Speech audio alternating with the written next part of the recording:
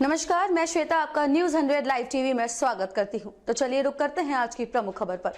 भारत मुक्ति मोर्चा के द्वारा ईवीएम के विरोध में 31 जनवरी को दिल्ली में महारैली किया जाना है। उसकी तैयारी को लेकर भारत मुक्ति मोर्चा आज 22 जनवरी को रांची के नगरा टोली के सरना भवन में ये कार्यक्रम का आयोजन किया गया।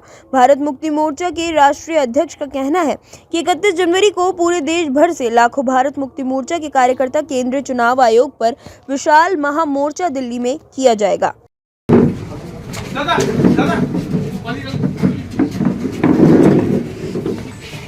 क्या कार्यक्रम है, किसके ये बैठक बुलाई गई? ये बैठक जो है 31 तारीख को दिल्ली में हमारा ईवीएम के विरोध में मोर्चा है। उस तैयारी की समीक्षा करने के लिए एक एजेंडा है। दूसरा एजेंडा है कि अभी 2024 तो लोकसभा के चुनाव होने वाले हैं और ईवीएम का मुद्दा चुनाव के साथ जुड़ा हुआ है, इसलिए चुनाव से संबंधित मुद्दा भी हम लोग इसमें रखेंगे। तो ये दो मुद्दा है जिसको लेकर के ये मीटिंग रखी हुई है। कहाँ से लोग पहुँचेंगे 21 तारीख को देखोगे? ये ऑल इंडिया का कितना की संख्या में पहुँचेंगे? तो 1 लाख लोगों का तो मोर्चा हमने घोषित किया हुआ है। ये तो मिनिमम आंकड़ा है, ज़्यादा होगा। झारखंड से क्या हमने? झारखंड से सारी जगह से, बंगाल से भी लोग आए, त्रिपुरा से भी आएगा। बंगाल से आ गए ना त्रिपुरा, वहीं से भी आएगा। सर, ईवीएम को लेकर बराबर सवाल किए जाते हैं, लेकिन कुछ होता नहीं है, ढाक का 3 पात रह जाता है, चुनाव हो जाता है। चलो ये एक अलग बात है, मगर चुपचाप हो नहीं रहा ना, विरोध हो रहा है। और बहुत मौलिक बात यह है कि संविधान ने चुनाव आयोग को फ्री, फेयर एंड ट्रांसपेरेंट चुनाव करने के लिए अधिकार दिए हैं। तो जब भारत की प्रजा और वोटर्स सवाल उठा रहे हैं तो सेटिस्फैक्टरी आंसर देने की कॉन्स्टिट्यूशनल जिम्मेदारी चुनाव आयोग की है। हमने लिखित रूप से कई सवाल उठाए हैं जिसका कोई जवाब चुनाव आयोग दे नहीं रहा है। तो जब कोई बात जवाबदेही पूरी नहीं होती है संविधान के अनुसार, तो फिर मामला जनता के कोर्ट में जाएगा ना, मामला जनता के कोर्ट में जाएगा, सुप्रीम कोर्ट में भी जाएगा। सुप्रीम कोर्ट में भी हमने मामला उठाया हुआ है, ऐसा नहीं कि नहीं। जो संविधान के दायरे में रहकर एक रास्ता तो सुप्रीम कोर्ट जाने का है, एक रास्ता जनता के कोर्ट में जाने का है।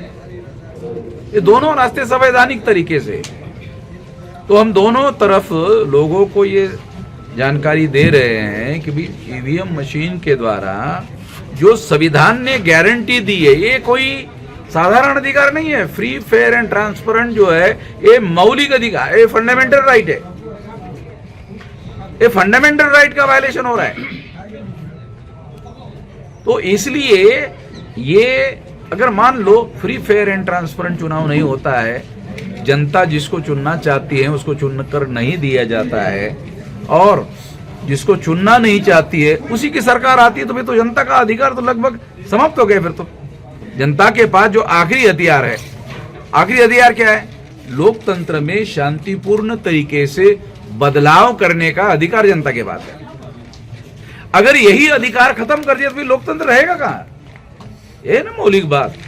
चुनाव आयोग तो बोलता है कि हम लोग ट्रांसपेरेंसी चुनाव कराते हैं, ईवीएम सही काम करता है। देखो, चुनाव आयोग का बयान है, एक चीज है कि चुनाव आयोग एक बयान दे रहा है। अगर कोई मान लो कोई मंत्री या प्रधानमंत्री अगर कोई फैसला करता है और उसके बारे में पार्लियामेंट में या पार्लियामेंट के बाहर अगर पत्रकार कोई सवाल उठाते हैं तो जवाबदेही बनती कि नहीं बनती? इसका जवाब दिया जाए। अगर जवाब नहीं दिया जाता तो सवाल तो उठते रहेंगे ना। चुनाव आयोग जवाब नहीं दे रहा है ना, चुनाव आयोग बयान दे रहा है कि नहीं हम तो फ्री फेयर कर रहे हैं। अरे तो बयान है, तो स्टेटमेंट है, उसके संबंध में जो सवाल उठाए जा रहे हैं उसके जवाब नहीं दे रहे ना। ये तो हमने सवाल उठाए हुए, बहुत सारी बातें उठाई हुई है। चुनाव आयोग खुद कहता है कि ये डाटा साल भर रखा जाएगा। इमीडिएट डिस्ट्रॉय कर देता है। क्यों? क्योंकि वो डाटा एविडेंस है किस चीज का, वो जो घोटाला हुआ उस घोटाले का। क्या चाहते हैं सर, ईवीएम बंद करके बैलेट बॉक्स से चुनाव पुराने मेथड से? बैलेट पेपर बंद करवाने के लिए जो तरीका, जो कारण बताया गया था कि भाई ये गुंडागर्दी होती है, ये होती थी, मगर रिकॉर्ड अवेलेबल है, ये 1% से ज़्यादा नहीं होता था। वो अडवाणी जी ने बयान दिया कि इससे ये तो सट्टल में हो रहा है। ये अडवाणी जी का बयान था। हाँ, अडवाणी जी का पॉलिटिकल करियर जो चौपट हो गया, वो चौपट होने का एक बहुत बड़ा कारण ये बयान है। तो अडवाणी कोई छोटा मोटा आदमी थोड़ी था। आरएसएस का और कांग्रेस का ईवीएम मशीन के मुद्दे पर समझौता हो गया, उसके तहत अडवाणी का पॉलिटिकल करियर समाप्त हो गया और नरेंद्र मोदी को लाया गया। तो ईवीएम से चुनाव होगा तो कैसे उसको देखेंगे? चुनाव आयोग पर आप लोग क्या मैंने कुछ प्रतिक्रिया देंगे? देखो, 31 तारीख को तो लाखों लोगों का मोर्चा हम लेकर जा रहे हैं और मोदी जी ने 144 लगा दिया दिल्ली में। हम कहते हैं कि चुनाव आयोग एटोनॉमस बॉडी है, ये भारत सरकार का डिपार्टमेंट नहीं है। तो हमारे रैली को रोकने के लिए 144 आपने लगा दिया। आप चुनाव आयोग का प्रोटेक्शन करने के लिए मैदान में क्यों उतरे? चुनाव आयोग को देखने दो ना। चुनाव आयोग एटोनॉमस बॉडी है, चुनाव आयोग स्वायत्त संस्था है। उसके लिए मोदी प्रोटेक्शन करने के लिए मैदान में क्यों उतरे? मोदी का कोई डिपार्टमेंट है क्या चुनाव आयोग? चुनाव आयोग मोदी का डिपार्टमेंट नहीं है। जैसे तमाम डिपार्टमेंट है, उस तरह से चुनाव आयोग कोई मोदी का डिपार्टमेंट थोड़ी है। फिर उसके प्रोटेक्शन में क्यों आ रहा है? क्यों आ रहा है? उसका कारण यह है कि वो चुनाव आयोग उनको हेल्प कर रहा है ना। चुनाव आयोग उसको हेल्प कर रहा है और हमने वही पॉइंट उठाया हुआ है। मोदी के चुनाव जीतने के चांसेस नहीं है। आपको बहुत मौलिक बात बताता हूं जो सारे देश का मीडिया बता नहीं रहा है। वो क्या है? क्या आपको पता है 2019 में मोदी की बहुत पॉपुलर 37.7% हो गया। इसका दूसरा अर्थ क्या है? 62.3% अपोजिशन में है। फिर आप सवाल कर सकते हो, अरे फिर मोदी कैसे चुनकर आ गया? ये तो एक सवाल है। अगर 37.7% ही वोट मोदी के पास है और अपोजिशन पार्टी के पास 62.3% है, तो पहला कारण आपको बताता हूं कि अपोजिशन पार्टी के लोग डिवाइडेड है। 19 में, 2024 में यूनाइटेड है। जो इंडिया गठबंधन बना वो डिवाइडेड था, वो था ही नहीं। इंडिया गठबंधन तो अभी बना ना। वो इंडिया गठबंधन डिवाइडेड था, डिवाइडेड चुनाव हुआ तो वोट ऑफ परसेंटेज डिवाइड हुआ। डिवाइड होने की वजह से मोदी 37.7% वोटों से चुनाव जीता। अब की बार सारा का सारा यूनाइटेड हो गया। तो सारा का सारा यूनाइटेड होने के बावजूद भी, यूनाइटेड होने की वजह से नरेंद्र मोदी ने ये अयोध्या में राम मंदिर अभी बना ही नहीं है, अधूरा है।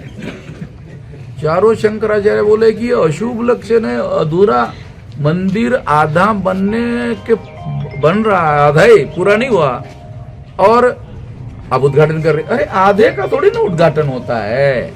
एक भी शंकराचार्य हाजिर नहीं है। शंकराचार्य तो ब्राह्मणों का सबसे बड़ा ना उस्ताद धर्माचार्य है। उसके ऊपर कोई उस्ताद धर्माचार्य है? कोई नहीं है। वो एक भी हाजिर नहीं है। राष्ट्रीय पिछड़ा वर्ग मोर्चा आज के दिन को काला दिवस पूरे देश में घोषित किया है और आपने उसका समर्थन किया है। ये उसका कारण ये है कि जो जिसे ये कहा जा रहा है कि वो भूमि अयोध्या की राम जन्मभूमि है, मैं मोदी को, आरएसएस को और भाजपा को चुनौती देकर कहता हूं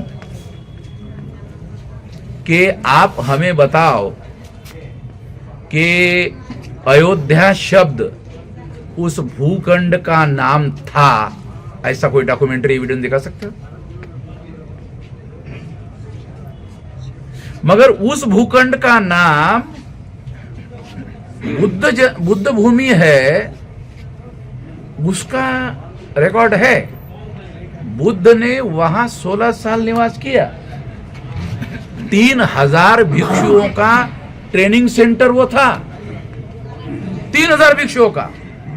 ब्राह्मणों ने मुसलमानों को निमंत्रण दिया, आओ इसको डिस्ट्रॉय करो, हम आपको साथ देते हैं। तो मुसलमानों को ब्राह्मणों ने मदद की और ब्राह्मणों की मदद से मुसलमानों ने डिस्ट्रॉय किया, मस्जिद बनाई। अभी सुनिए, अधूरी बात है ना, यही तो हमारे लोगों की जानकारी है नहीं, कुछ डिस्ट्रॉय कर दिया और वहां पर वो मस्जिद बनाया। ब्राह्मणों को मालूम था, तो पहले से वो भूमि राम जन्मभूमि नहीं है, वो साकेत है। रिकॉर्ड में उस भूखंड का नाम ब्राह्मण भी कहते हैं, ब्राह्मणों के लिटरेचर में, पुराणों में उस भूमि का नाम साकेत है। अयोध्या नहीं, अयोध्या शब्द कहां है? भारत के इतिहास में पहली बार अयोध्या शब्द आया कहां? रामायण में। रामायण में अयोध्या शब्द है। जमीन पर कई प्रचार में भांडारकर ब्राह्मणों का महापंडित हुआ है महाराष्ट्र में। वो क्या कहता है? 14वीं शताब्दी तक राम नाम का कोई भी कल्ट ही वजूद में नहीं था। तो ब्राह्मण है भाई, हम तो है नहीं, वो तो ब्राह्मण है। भांडारकर वो महापंडित माना जाता है। वो कहता है 14वीं शताब्दी तक, 11वीं शताब्दी तक वहां का रिकॉर्ड ऐसा कहता है राम मंदिर का कोई एग्जिस्टेंस ही नहीं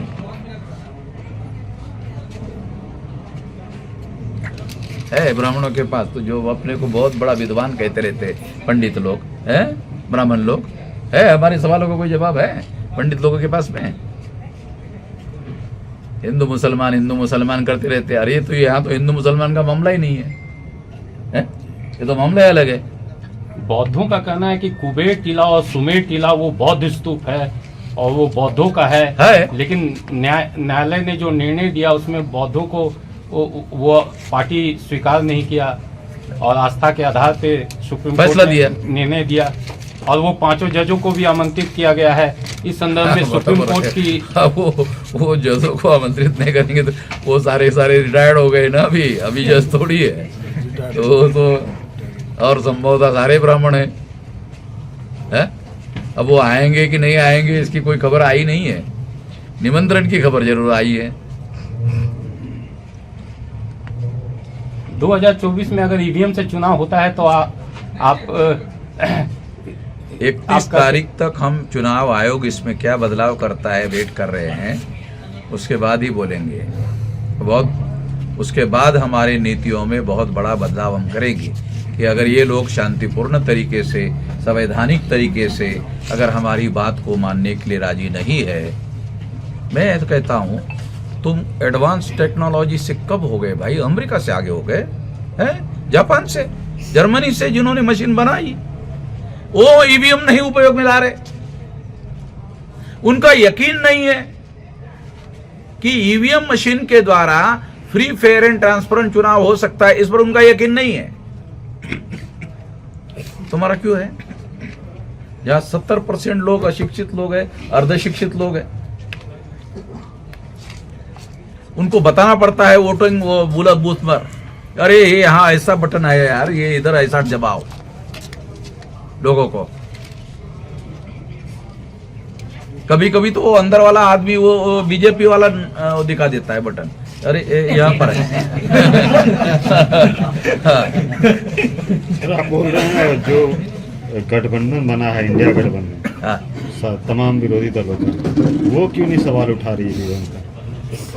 देखो अभी गठबंधन की तरफ से एक लेटर लिखा गया था, चुनाव आयोग ने समय तक नहीं दिया। मैं तो हैरान करने वाली बात है, अरे हो आपको चर्चा करने के लिए समय मांग रहे।